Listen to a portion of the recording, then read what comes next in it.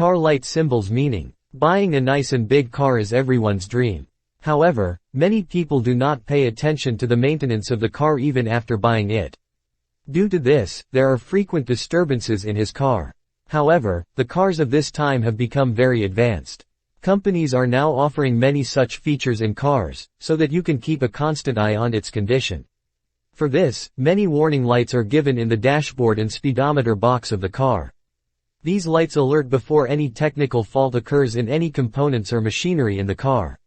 Service reminder light. Cars require maintenance from time to time.